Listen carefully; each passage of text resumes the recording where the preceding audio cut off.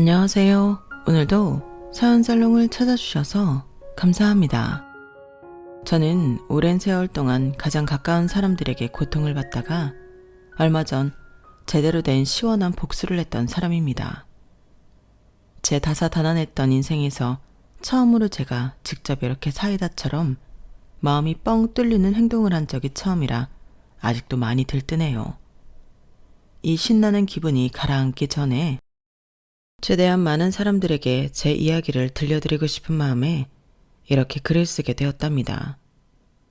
요즘 젊은 여자분들은 아마 이해 못할 거예요. 요즘은 세상이 많이 바뀌어서 시어머니가 며느리 눈치도 보고 그런다지만 저희 때는 그런 건 꿈도 못 꿨잖아요. 제가 딱 그랬어요. 제가 남편과 결혼을 할 시절만 해도 아직까지 여자는 시집가면 출가 외인이라고 친정에서도 연을 끊다시피 했던 가족들이 많았던 때였어요. 저희 친정은 남자 어른들이 유난히도 가부장적이고 보수적이었기에 어려서부터 저는 저희 가족들이 전혀 의지가 되지 않았답니다. 제 힘으로 낮에는 공장에서 일하고 저녁에는 졸음을 참아가며 공부를 해서 그 시절에 대학까지 나오게 되었죠. 친정집이 그래도 형편이 좀 되는 집안이라 소녀가장 노릇을 시켜주지 않았다는 게 도움이라면 큰 도움이긴 했어요. 그렇게 공부에 매진해 대학도 나오고 남편도 만나 결혼을 했는데 사실 제가 시집 온다고 할 때부터 저희 시댁이 절 좋아했을 리가 없었습니다. 시어머니와 시누이는 입만 열면 쥐뿔도 없는 며느리가 들어왔다며 비아냥거리곤 했어요. 이게 뭐냐? 지금 생선 대가리까지 우리 보고 먹으라는 거야? 네가 없이 산다고 우리 집안도 없는 집안인 줄 아나? 이건 네 밥그릇으로 치워. 거지도 아니고. 너 아니면 누가 이딴 거 먹니? 제가 먹을게요, 어머님. 죄송합니다. 얼씨구, 국은 또 왜 이렇게 짜? 너 지금 우리한테 시위하는 거야? 아니면 없이 살아서 소금물이라도 먹던 버릇이 여기서도 나오는 거야? 아무리 없이 살아도 그렇지 누가 소금물을 반찬으로 먹어. 엄마도 참. 그냥 얘가 맛을 모르나 보지. 이런 밥상을 얼마나 먹어봤겠어. 국이 짜서 죄송해요. 그렇지만 저희 친정도 가난하진 않았어요. 저희 집안에서는 간을 세게 해서 먹는 편이었어서 그래요. 생선도 전부 다 먹었고요. 이게 어디서 어른한테 눈 똑바로 뜨고 말댔구야. 이런 식의 대화가 매번 식사 때마다 끊이질 않았어요. 그리고 두 사람은 제 머리며 옷, 얼굴 생김새까지 틈만 나면 촌스럽고 거지 같다고 놀려댔죠. 걸레질 하나만 못해도 멍청하다는 소리를 해댔고요. 시댁은 시어머니가 어려서부터 형편이 좋은 집안 딸이었기 때문에 그 윗세대에서 물려받은 유산만 해도 꽤 많았어요. 다른 남자 형제들에 비해 적게 받은 거였는데도 서울 한복판에 3층짜리 전원주택을 가질 만큼은 되었죠. 그런 집안에 제가 딸랑 제 몸뚱아리 하나만 갖고 들어갔으니 제가 싫은 것도 어느 정도는 이해가 가긴 했죠. 게다가 시아버지는 제가 결혼하기도 훨씬 더 전에 돌아가시고 남편은 중견기업에서 월급을 받으며 일했기에 시어머니는 제가 나타나기 전에도 이미 불만이 쌓여있는 상태였어요. 물론 평범한 남들과 비교하자면 남편이 잘 버는 편이었는데도 시어머니 기준으론 한참이나 부족해 보였던 거죠. 상대적으로 경제력이 부족하다고 느낀 저희 부부는 시댁에 살고 있었는데 저는 시집살이가 고될 때마다 더 열심히 공부를 했어요. 얼른 돈을 벌어 저희만의 집을 구하고 싶었거든요. 하지만 두 사람은 제가 시집 와서도 공부하는 것도 못 견디게 싫어했답니다. 조금이라도 방해하지 않으면 병이라도 나는 듯이 열과 성을 다해 절 괴롭히곤 했죠. 야, 너 이 시간에 어딜 가? 어제 말씀드렸다시피 오늘 교생 실습이 있어서요. 학교가 좀 멀어서 지금 출발해야 늦지 않을 것 같아요. 미친 거 아니야? 내가 어제 말한 건 귀등으로도 안 들었어? 오늘 인천에 약속 있다고 했잖아. 그 얘기 하신 건 들었지만 저한테 태워달라고 하시진 않았잖아요. 전 엊그제 제 일정을 미리 말씀드렸으니 당연히 혼자 가시는 줄 알았죠. 어머 얘 봐. 그럼 당연히 네가 태워주는 거지. 그럼 내가 버스 타고 지하철 타고 빙빙 돌아가야겠어? 넌 어쩜 그렇게 눈치도 센스도 없냐? 하지만 그러면 학교에 너무 늦게 출근하게 되는데요. 내가 태워줄게 내가. 아침부터 시끄러워 죽겠네. 당신 얼른 학교 가. 내 차 타고 가. 왜 네가 데려다 주니? 네가 맨날 저렇게 감싸고 만더니까 며느리란 애가 아직도 저렇게 말귀를 못 알아먹는 거 아니야. 그럼 교생 실습 나가는 걸 빵꾸 내라고 해요. 그리고 이 사람이 먼저 약속 잡고 얘기도 해놨는데 굳이 오늘 약속을 잡아서 태워달라는 건 뭐야. 둘 다 그만들 좀 해요. 지겨워 죽겠네. 그리고 시어머니와 시누이가 절 괴롭힐 때마다 남편은 항상 나서서 제 편이 되어주었고요. 저는 직접 돈을 벌고 대학을 들어가느라 늦은 나이까지 학교를 다녔어야 했는데 남편은 그런 제 사정을 다 알고도 결혼을 강행했을 정도로 제 꿈을 응원해 주었거든요. 사실 처음 친구의 소개로 만났을 때부터 선생님이 되고 싶다는 꿈을 가진 저를 좋게 평가해서 연인 사이로까지 발전한 거였어요. 결혼 후에는 연애 때처럼 말을 살갑게 못하는 남편이었지만 그래도 늘 제 학업을 응원해주는 남편 덕분에 저는 결국 교감의 자리까지 오르게 되었으니 그 점은 항상 고맙게 생각하고 있었죠.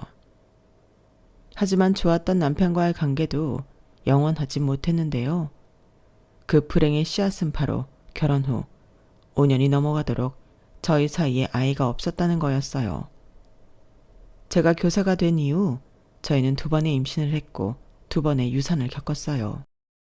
당시 저는 그렇게 좋아하던 교사 일에도 지장이 생길 정도로 큰 마음의 상처를 얻게 되었는데요. 산부인과를 찾아가 검진을 받아보았는데 병원에서는 남편도 저도 임신이 가능할 만큼 건강하지 않다는 진단을 내리더군요.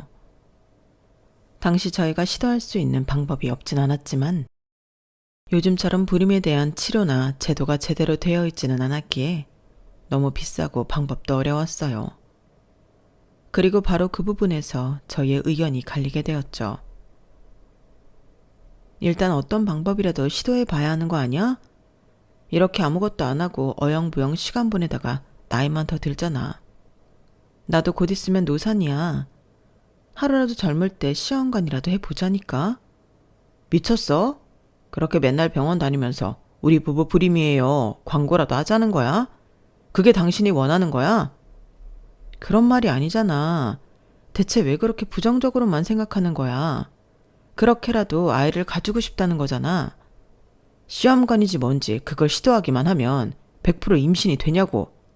이번에도 아이가 생겼다가 유산하면 그때까지 든 돈이랑 시간은 그대로 물거품 되는 거 아니야. 100% 성공한다고 장담할 수도 없는데 동네방네 우리 부부 애 못 가진다고 광고까지 해야 하냐고. 왜 그렇게 사람들 시선을 의식하는 거야? 지금 누가 이러쿵저러쿵 하는 게 중요해? 당신은 우리가 아이를 가지는 것보다 남의 시선이 더 중요하냐고. 내가 너무 신경 쓰는 게 아니라 당신이 너무 신경을 안 쓰는 거지. 어떻게 여자가 돼갖고 병원부터 다닐 생각을 해? 백날 첫날 산부인과 들락날락거리는 게 그게 안 창피하냐? 그만큼 간절하다는 거잖아. 여보, 난 정말 아이 가지고 싶다고. 그럼 건강관리를 잘하고 살았어야지. 동네 사람들 병원 들락거린다는 소리를 할 게 아니라. 이 문제를 저희는 약 2년 동안이나 언쟁을 벌였는데요. 결국 합의점을 찾지 못하고 임신을 위한 노력도 하지 못한 채 부부 사이는 영영 멀어지게 되었어요. 그렇다 보니 자연스럽게 저희가 신혼 때 함께 목표했던 것들은 전부 물거품처럼 사라지게 되었죠. 신혼집을 구해서 나가기로 한 것, 아이를 2명 가지기로 한 것, 아이가 10살이 넘으면 해외여행을 가기로 한 것 등등이 말이에요.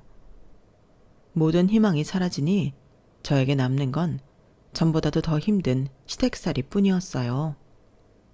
엎친 데 덮친 격으로 시누이가 아이를 가지게 되면서 시어머니와 시누이는 더욱더 기세가 등등해졌죠. 야, 너 지금 당장 나가서 메론 좀 사와. 메론이요? 지금 이 시간에요? 지금 밤 12시가 넘었는데 어디 가서 메론을 구해요? 뭐? 어디 도매시장이라도 가서 사오라고. 얘는 진짜 뭐 하나 시키면 이렇게 말이 많니 말이. 그럼 애벤 내가 가서 구해오랴? 애도 못 낳는 쓸모없는 년이 말도 지지리도 안 듣네 하여간. 임산부가 구해달라면 구할 것이지. 너 차는 어디다 두고 말대꾸부터 하니? 당장 차 끌고 나가서 어딜 가든 메론을 구해오란 말이야. 신우이는 매번 이런 말도 안 되는 요구를 하면서 절 괴롭히곤 했어요. 시어머니는 그럴 때마다 옆에서 옳았구나 하고 맞장구를 쳐주었고요. 저렇게 닥달을 해서 결국 제가 신우이가 원하는 것을 구해왔더라도 거들떠도 보지 않았던 걸 보면 신우이는 그냥 저를 구박하는 것으로 임신 스트레스를 푸는 것 같았어요. 그리고 그때의 습관이 굳어져 출산을 한 이후에도 저는 신우이의 고된 육아를 다 대신 해주어야 했답니다. 똥개저기를 가는 것부터 해서 아이를 재우고 울면 달래주고 나중에는 유치원과 학교를 데려다 주는 것까지 제가 도맡아서 했어요. 남편은 제가 잠도 못 자고 건강도 못 챙길 만큼 시댁 식구들한테 시달리는 걸 그저 나 몰라라 무시하기만 했네요. 집안에서 얼마나 구박이 심했는지 다른 선생님들과 다르게 아이들의 수학여행이나 수련회를 따라가는 등의 일정이 생기면 저는 자처에서 봉사를 떠났을 정도로 집에 들어가는 것이 싫었죠. 하지만 그 오랜 세월 동안 시댁 식구들의 구박에 제대로 반항하지 못했던 건 제 스스로도 아이를 낳지 못하는 자신이 싫었기 때문이었습니다. 저는 늘 다정한 엄마가 되는 것을 꿈꿔왔는데 제 꿈을 짓밟은 건 다름 아닌 제 자신이었으니까요. 지금 돌이켜 생각해보면 이렇게 자존감이 낮아지고 스스로 자책하는 생각들만 가득해지게 된 건 시댁 식구들의 지속적인 가스라이팅 때문이었던 것 같아요. 제게 무능하고 여자 노릇 못하고 멍청하다는 얘기를 귀에 딱지가 생길 정도로 해댔으니까요. 연이은 유산과 남편과의 불화만 해도 자존감이 바닥으로 떨어지기에 충분한데 시어머니와 시누이는 불난 집에 기름을 붓듯 절 괴롭혔으니까요. 그렇게 10년 가까이 지났을까요? 어느 순간부터 깜깜하기만 했던 제 삶에 차츰 따뜻한 햇살이 들어오고 있었어요. 처음엔 신락같이 얇디 얇았던 그 햇살은 시간이 지나면서 점점 제 마음을 가득 채우게 되었죠. 아이러니하게도 그 햇살은 바로 신우이의 딸인 조카 혜린이었는데요. 유치원에 다닐 때부터 똑똑하고 당찬 조카였는데 학교에 들어가더니 시어머니와 신우이가 절 이유 없이 괴롭힐 때마다 똑부러진 목소리로 그러면 안 된다며 일침을 가했어요. 왜 이유 없이 숙모를 괴롭히는 거야? 어차피 탄산음료 안 먹을 거면서 왜 짜장면이 나오자마자 외숙모한테 콜라 사오라고 시키냐고. 외숙모 짜장면이 다 불어 터져버렸잖아. 너 먹으라고 그런 거 아니야. 너 엄마가 괜히 외숙모 괴롭힌다니? 콜라 좋아하는 건 너면서. 그리고 외숙모는 애가 없어서 너한테 이거저거 해주는 것도 좋아하고 그리고 외숙모는 짜장면 불려서 먹는 거 좋아해. 세상에 그런 사람이 어딨어. 그리고 나 짬뽕 먹으면 돼서 콜라 안 먹어도 돼. 내가 콜라 사달라고 하지도 않았잖아. 할머니도 외숙모 좀 그만 괴롭혀요. 학교에서 배웠는데 시어머니가 며느리 이유 없이 괴롭히는 건 나쁜 거랬어요. 신우이는 조카의 말에 진땀을 뻘뻘 흘리며 변명하기 바빴죠. 하나밖에 없는 어린 손녀가 따박따박 지적을 하니 시어머니 얼굴도 난처한 기색이 역력했어요. 그런 일들이 반복되자 시어머니와 신우이는 조카가 올 때면 저를 아예 방 안에 들어가라고 하거나 밖에 나가 있으라는 등 같이 있을 시간 자체를 빼버렸죠. 하지만 그게 오히려 저한테는 귀중한 휴식 시간이 되었어요. 시어머니와 신우이가 함께하지 않는 시간에 저는 부족했던 잠도 자고 식사도 양껏 하고 필요한 공부도 하는 등 개인 시간을 보낼 수 있었답니다. 같이 있는 시간만 줄어들었다 뿐이지 신우이의 게으름 덕분에 조카를 학원에 데려다주고 데리고 오는 건 늘 제 몫이었는데요. 그때마다 조카는 저에게도 시시콜콜 걱정 어린 소리를 했어요. 외숙모도 자꾸 이렇게 엄마가 시킨다고 데리러 오지 말고 싫은 건 싫다고 해. 외숙모도 밖에 나가서는 학교 선생님이고 능력 있는 사람인데 왜 이렇게 할머니랑 엄마한테 주눅 들어서 살아? 그럼 외숙모 오지 마. 외숙모는 너 데려다 주는 건 하나도 안 힘들고 좋은데. 아이, 그런 얘기가 아니고 외숙모가 맨날 힘들게 일만 하고 사니까 그렇지. 알았어. 힘든 건 조금만 할게. 말만 그렇게 하지 말고 나 중학생 되면 엄마 아빠한테 캐나다로 유학 보낸다고 말 들었어. 이미 서류도 다 만들고 있어. 나 없으면 대체 어떻게 하려고 그래? 차라리 외숙모네 집을 구해 나가서 살아. 아휴, 조그만 게 별소리를 다 하네. 알았어. 자꾸 외숙모가 아무 말도 안 하고 다 해주니까 그래도 되는 줄 아는 거라고. 아유, 속 터져. 사람이 죽으라는 법은 없다고. 남편 대신 절 이렇게나 응원해주는 사람이 생길 줄 누가 알았겠나요. 어려서부터 제 엄마인 시누이보다 제 손을 훨씬 많이 타고 자란 조카는 유학길에 오르기 전까지 든든한 제 편이 되어주었고, 그런 조카 덕분에 저도 조금씩 생각이 바뀌게 되었어요. 조카가 캐나다로 떠난 이후에는 대놓고 반항을 한 것까진 아니었지만 시어머니와 시누이의 신년 노릇을 하는 것보다는 제 일에 더 집중하기 위해 최대한 시간을 확보하기 시작했어요. 교사로서 들어야 하는 것 이상의 교육을 듣기도 하고 필요한 경우에는 시댁 식구들의 연락을 잠시 피하기도 했죠. 그것만으로도 숨 쉴 구멍이 생겼어요. 제가 조금씩 눈에서 멀어지자 시어머니랑 시누이도 어느 순간 그런 저에게 적응을 했는지 예전보다는 덜 괴롭히기도 했고요. 제가 나름의 반항을 하기 전에는 조카의 말처럼 제가 시댁 식구들이 뭔 말을 하던 구분구분 다 해주니 점점 더 심하게 대했던 거죠. 그렇게 저는 남편의 외면과 시댁의 괄시를 어느 정도 무시하는 법을 터득하고 제 삶을 작게라도 꾸려나가고 살았어요. 제 팔뚝만 하던 조카가 다 자라 대학교를 졸업하고 한국으로 돌아와 어엿한 직장인이 될 때까지요. 사회초년생인 조카에게 여러 선물을 사주었을 때는 그때까지 경제적으로 여유가 생길 만큼 열심히 살아온 제 자신이 뿌듯하기도 했어요. 물론 훌쩍 큰 조카가 몇 년 만에 한국에 왔을 때는 제가 키운 딸이 온 것처럼 눈물이 왈칵 쏟아졌죠. 조카도 보고 싶었다며 눈물을 글썽였고요. 남편과 시어머니 시누이가 똥 씹은 표정으로 절 쳐다보긴 했지만 그때만큼은 누구의 눈치도 보지 않고 조카와 안부를 나눴답니다. 그런데 오랜 외국 생활을 마치고 한국으로 돌아온 조카로 인해 저희 가족은 또 한 번 커다란 변화를 맞이하게 되었어요. 거의 10년 동안이나 한국에 없던 조카는 한 번씩 외할머니 집, 저에게는 시어머니 집으로 올 때마다 눈살을 찌푸린 것이었는데요. 예전처럼 조카 앞에서도 저한테 이래라 저래라 하며 심부름을 시키거나 일부러 골탕 먹이지는 않았지만 여전히 가족 모임에서 요리부터 설거지, 청소까지 모든 일을 도맡아 하는 건 저 혼자였기 때문이에요. 사실 저도 그런 생활에 익숙해진 데다가 이젠 아무도 못된 말을 걸지 않아서 편하다는 생각까지 했는데 조카가 보기엔 아니었나 봅니다. 누가 시키지 않아도 식사를 마치자마자 저와 함께 상을 치우기 시작해 시어머니와 시누이를 멈칫하게 만들더니 외숙모 설거지하게 냅두고 거실로 나오라는 시어머니의 말에 정면으로 반박한 거였어요. 전 외숙모 도와주고 싶은데요. 왜 당연하게 외숙모 혼자 설거지하고 나머지 가족들은 TV 앞에 널브러지는 거예요? 오늘 장 봐와서 요리하고 상 차린 것도 외숙모인데 상 치우고 설거지하는 것도 외숙모 혼자 하는 건 너무한 거 아니에요? 요즘 시대가 어떤 시대인데 어떻게 다들 숟가락 하나 치워주는 사람 없이 그냥 내버려 두고 소파로 갈 수가 있어요. 원래 가족 모임 때는 그런 거다. 너희 외숙모도 우리 가족한테 받은 거 많아.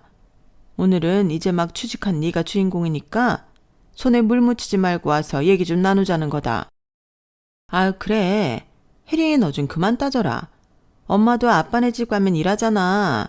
원래 다 그런 거야. 얼른 외할머니 말 좀 들어. 엄마가 무슨 일을 해? 할머니 집 가서도 죄다 근처에서 외식하거나 배달시켜 먹으면서. 얘는?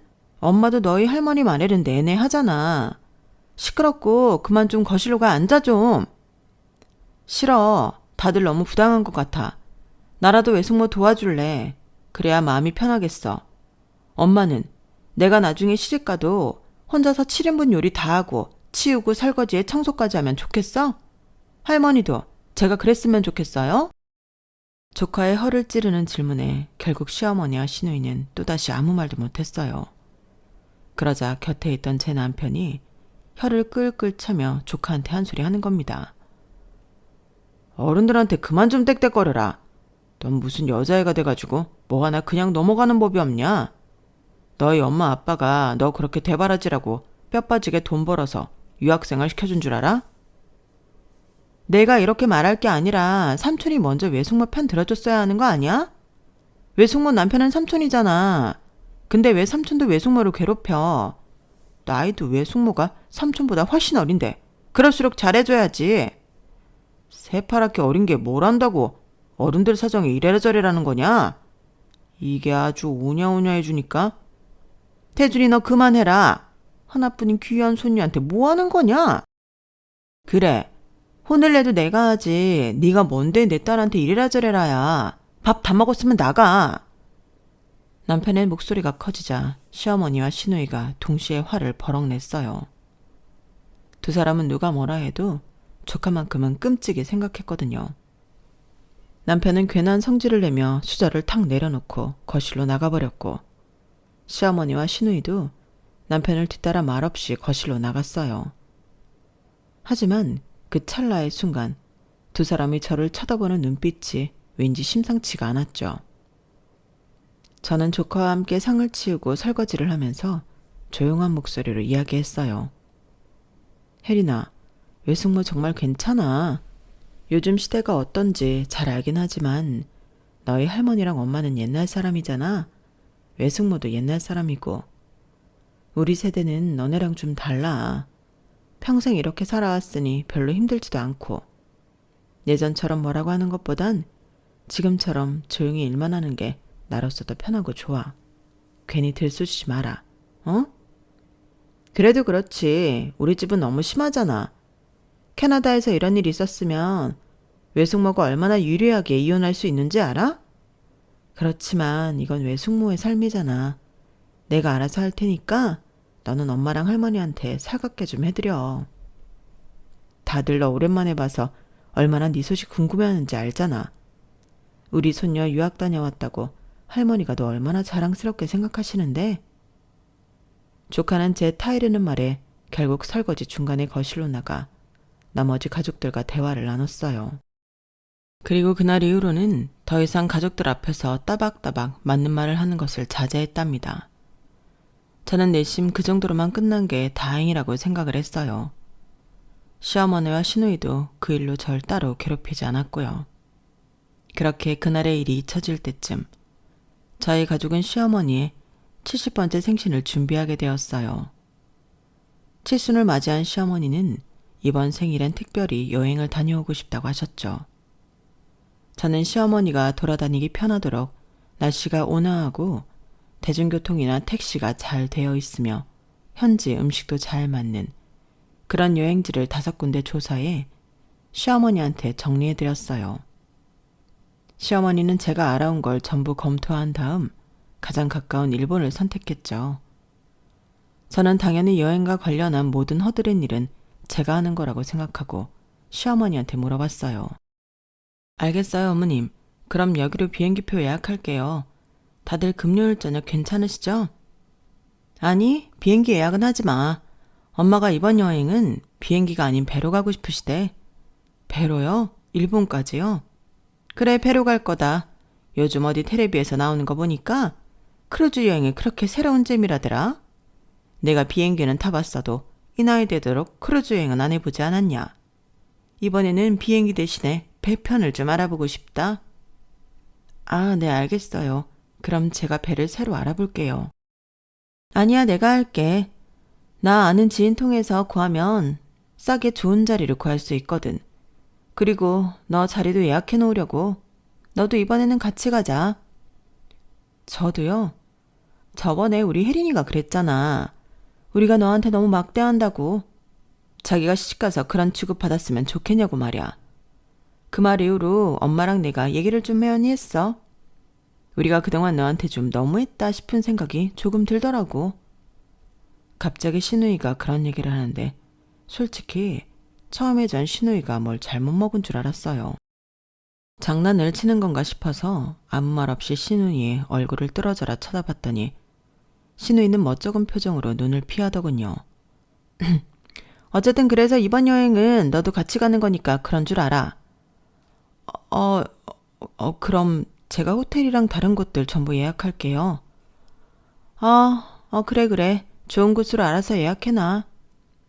어색한 얘기를 한 것도 모자라 웬일로 신우이가 알아서 크루즈표를 구하겠다고 나서길래 저는 진심인가 싶어서 조금 마음이 흔들렸어요.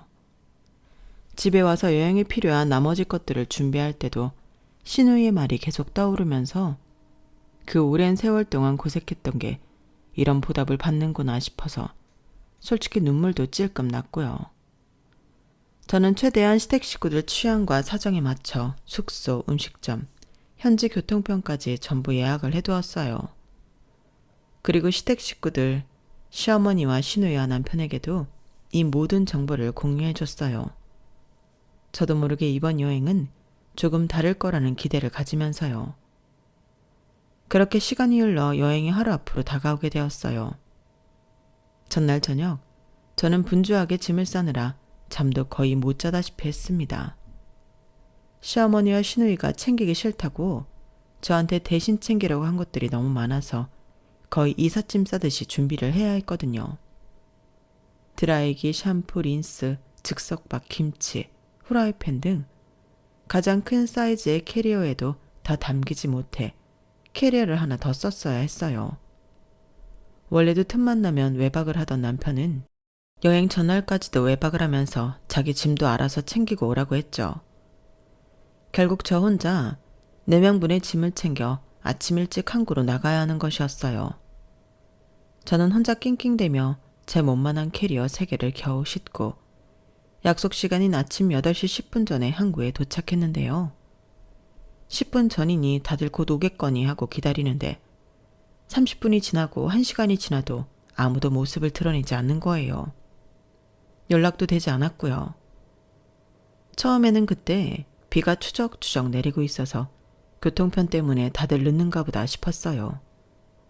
그래도 1시간이나 늦는 건 이상하다는 생각이 들었지만 일단 표를 새로 끊어야 하나 싶어 일본 가는 크루즈 여행 배편을 알아보았는데 그날 일본으로 가는 배편은 존재하지도 않는다는 황당한 답변을 듣게 되었어요.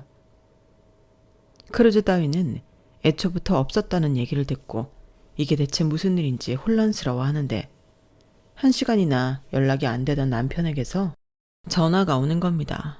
그것도 영상통화로요. 저는 얼른 전화를 받았어요. 여보세요? 다들 지금 어디예요? 나는 지금 항구 앞인데. 아직도 항구라고? 어머, 얘 비까지 맞고 있는 거 봐. 엄마, 이거 봐봐. 화면의 가운데 밑엔 남편의 얼굴이 있었고 그 위 양옆으로는 시어머니와 신우이가 절 들여다보고 있었어요. 두 사람이 뒷배경을 다 가리니 대충 실내에 있다는 것 알겠는데 정확한 장소를 모르겠더군요. 세 사람은 화면으로 절 보면서 깔깔거리면서 웃었어요. 비 오는 항구 앞에서 아주 물에 빠진 생쥐꼴이 됐구나. 그럼 그렇지. 엄마가 말했지? 얘는 의심 같은 건 일절할 줄 모른다고. 천치 같은 게 그런 생각을 할 것 같아? 우리 공항이야, 공항. 당신 정말 몰랐어? 너도 진짜 무식하다. 어떻게 그걸 믿냐? 우리는 이제 30분 뒤에 발리로 날아가니까 혼자 일본을 가든지 아님 항구에서 계속 비를 맞고 있던지. 그리고 너, 내가 경고하는데 우리 딸 번호 지워라. 내가 저번에도 둘이 연락하고 지내지 말라고 했지? 이제 너한테 애 등에고 심부름 시킬 일 없으니까 얼른 지워. 신우의 말을 끝으로 전화는 끊어졌고 그제서야 저는 세 사람에게 완전히 속았다는 걸 깨달았어요. 혼자서 무거운 캐리어를 이고 치고 비까지 맞으면서 서 있는데 순간적으로 눈물이 왈칵 쏟아졌죠.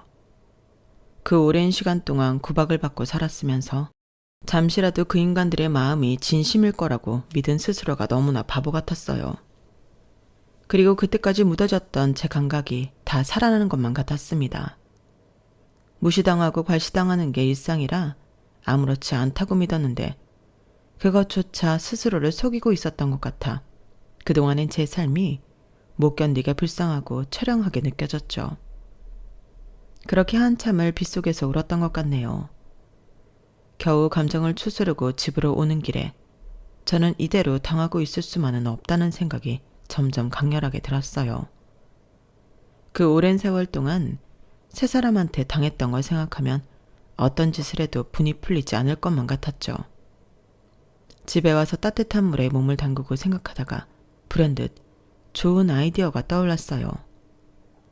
제가 이 집에서 온갖 허드렛 일을 하던 기간이 워낙 오래되다 보니 생각하면 생각할수록 제가 알고 있는 시댁 식구들의 약점이 많더라고요.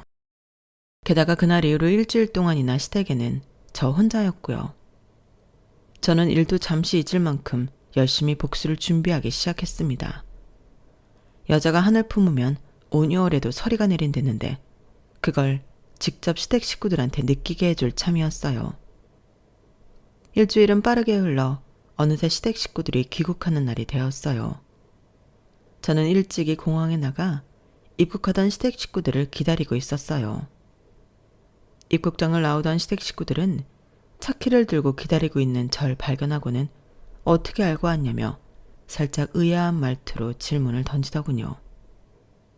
자기들이 일주일 전에 저지른 짓은 이미 다 잊은 것 같았죠. 저는 평소와 똑같은 말투로 그럼 내가 짐을 나르러 오지 어떻게 왔겠냐며 대꾸했고 귀국 일정은 신우이가 은연중에 얘기를 했다고 둘러댔어요. 실제로는 신우이의 컴퓨터로 들어가 예약 내역을 확인해서 알아낸 것이었지만 신우이는 내가 그랬었나? 라고 의심 없이 그 말을 믿으면서 당연하다는 듯 저에게 짐을 맡겼어요. 저는 자연스럽게 세 사람의 짐을 건네받으면서 말했죠. 저번에 말씀드렸던 칠순잔치 그거 지금 바로 가셔야 돼요. 칠순잔치? 그게 오늘이라고? 오늘이 토요일이잖아요. 다른 가족들 시간 맞추려면 주말밖에 없어서 오늘로 잡았어요. 저번에 말씀드리긴 했었는데 아무리 그래도 그렇지 네가 이 늙은이를 죽이려는 거야? 어떻게 비행기 타자마자 바로 칠순잔치를 가라는 거야? 오늘이 아니면 다음 주를 미루거나 저번 주를 땡겼어야 했는데 어머님이 그건 싫으시다고 오케이 하셨어요. 내가 그랬던가? 뭐 아무렴 어때 엄마. 그냥 가자.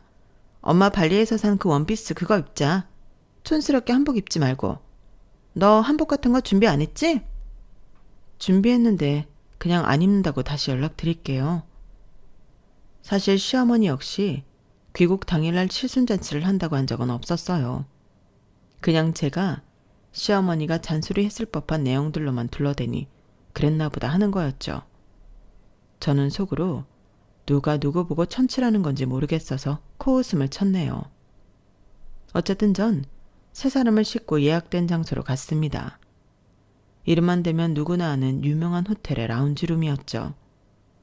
룸 안에는 제가 초대했던 친척들이 모두 와 있었고 시어머니는 중간에 갈아입은 화사한 옷을 입고 들어갔어요.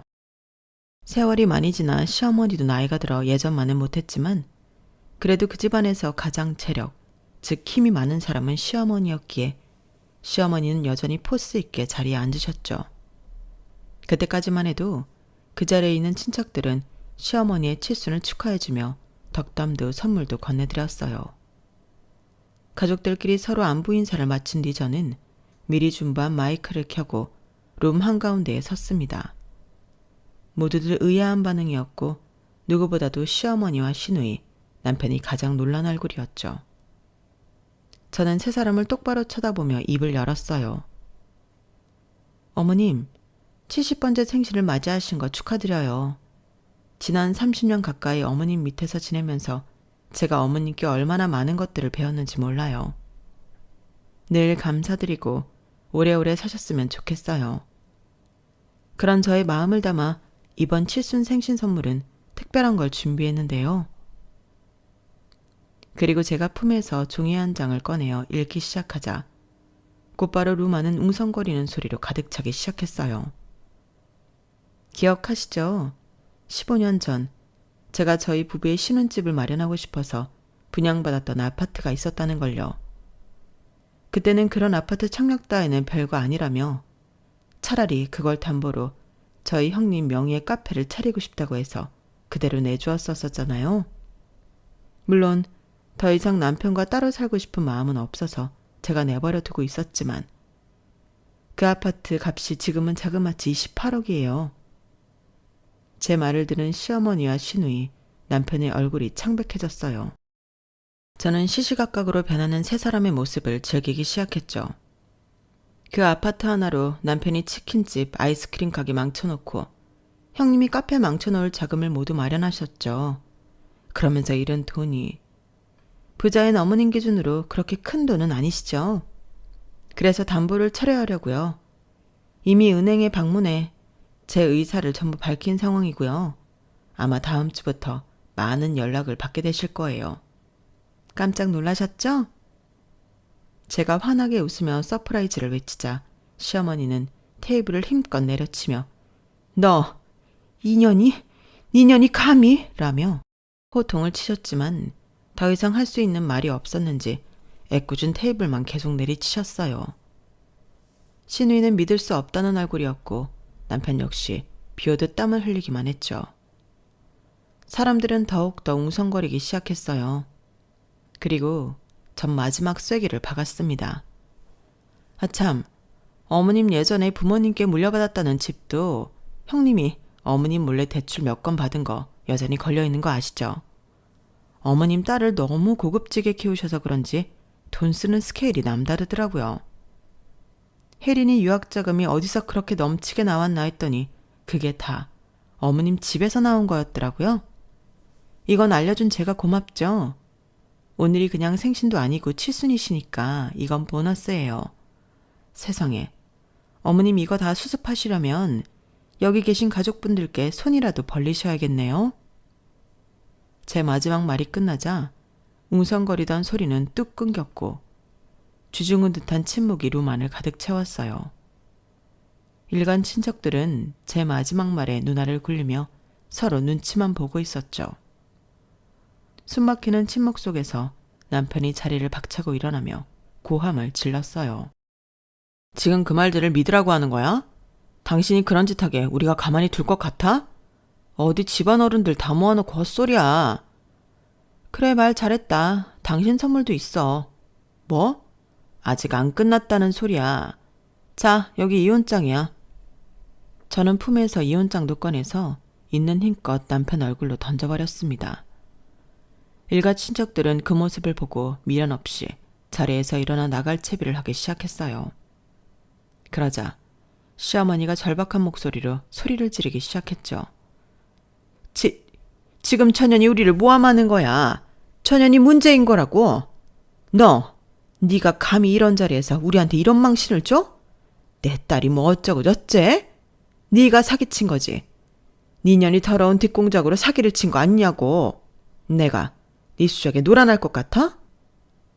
노망나셨어요?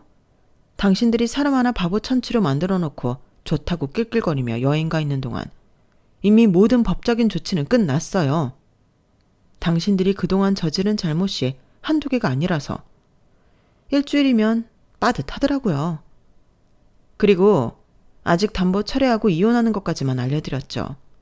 당신들도 그동안 날 괴롭힌 증거가 차고 넘쳐. 내가 그 보상 10원 한 장까지 싹싹 긁어서 받을 테니까 길거리에 나 앉을 준비나 해요. 저는 그 말을 끝으로 자리를 뜨는 친척들을 따라서 그곳을 나와버렸어요. 제 말이 끝나기도 전에 이미 시어머니는 시누이를 죽일 듯이 노려보고 있었고 시누이 역시 남편에게 마누라 관리 하나 못한다며 짜증을 내더군요. 벌써부터 서로 삿대질을 하기 시작했으니 더 이상 제가 거기서 세 사람이 망가지는 모습을 지켜볼 필요가 없었네요. 그리고 저는 찾아가야 할 사람이 있었어요. 이미 일찌감치 복도로 나와 있었던 조카 혜린이었죠. 혜린아, 외숙모가 결국 이렇게 다 터트려버려서 미안해. 저 사람들한테는 하나도 안 미안한데 혜린이한테는 너무 미안해. 아니야. 나는 오히려 외숙모가 직접 이렇게 행동하는 게 정말 잘한 행동이라고 생각해. 외숙모, 그동안 너무 많이 힘들었잖아. 나쁜 사람들이 벌 받은 거지.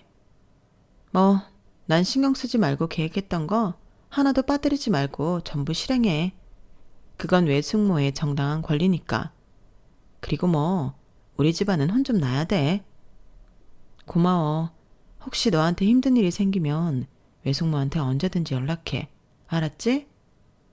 조카의 표정은 사실 마냥 밝지만은 않았지만 그래도 끝까지 절 보고 웃어주더군요. 저는 그런 조카를 꼭 안아준 뒤 조카의 말대로 저의 정당한 권리를 모두 행사했습니다. 담보를 철회하니 시댁으로는 하루가 멀다 하고 비토 촉장이 날아가기 시작했고 시어머니의 돈으로 겨우 그 빚의 이자들을 막아낼 때쯤엔 제가 고소장을 때렸어요. 지속적인 괴롭힘과 금품 갈취 등으로요. 남편과의 이혼에서는 당연히 막대한 위자료를 받게 되었고 시어머니와 시누이에게도 받아낼 위자료가 한가득이었죠. 특히 지난 기록들을 모두 뒤져봤을 때 시댁 사람들이 절 일부러 골탕 먹이려고 금전적인 손해를 보게 한 행동이 몇 건이 쏟아져 나왔어요. 핸드폰을 자주 안 바꾸길 천만 다행이었네요. 가뜩이나 밀려드는 빚토크 때문에 정신도 없는데 제 고소까지 덮치니 시댁은 정신을 못 차리고 휘청였죠. 뒤늦게라도 정신을 좀 차렸는지 시댁 식구들은 저한테 연락해서 울고 불며 미안하다고 빌기 시작했습니다. 저는 그들이 평소에 저에게 그래왔듯이 들은 채도 안 하고 무시해버렸고요. 그 사람들이 나락을 가는 동안 전체 아파트에서 편하게 쉬고 있었어요. 그동안 제 아파트는 세를 놓고 있었는데 하늘이 도우시는 건지 세입자들이 마침 재계약을 안 하고 집을 비운 상태였거든요. 그래서 가족들이 여행을 갔을 때 제 짐들을 모두 옮겨놓은 상태였죠. 하루 종일 가족들의 뒤치다꺼리를 하지 않고 온전히 제 시간을 가진다는 것은 생각보다도 훨씬 평화롭고 행복했어요. 시댁으로부터 하나 둘씩 입금이 되어야 할 돈이 들어올 때쯤엔 저는 안식년을 선언하고 잠시 휴양지로 여행을 떠났답니다. 드넓은 자연을 보면서 제 지난 삶을 되돌아보았죠. 스스로가 바보 같게 느껴지기도 하고 또 힘든 일들이 떠올라 목이 메이기도 했지만 그런 상황 속에서도 제 자신을 돌보기 위해 노력하면서 이룬 것들이 스스로 대견하다는 생각도 들었죠. 그리고 결과적으로는 절 괴롭혔던 그 인간들에게 제대로 된 복수에 성공했으니 저라는 사람이 마냥 바보는 아니었더라고요. 지금은 여행을 다녀와 아침에는 요가를 하고 유기농 건강식만 직접 만들어 먹으면서 평화로운 시간을 보내고 있답니다. 조카와는 아직도 자주 연락하며 지내고 있고요. 저는 이제야 제 삶이 더없이 만족스럽고 행복해요. 그리고 만약 저처럼 당하고만 사는 삶이 익숙하다고 느끼는 분이 있다면 꼭 그 삶에서 안주하지 말고 정당하게 스스로의 권리를 챙기라고 말씀을 드리고 싶어요. 제 이야기는 여기까지랍니다. 긴 얘기 들어주셔서 감사해요. 다들 행복한 하루하루 보내시길 바랍니다.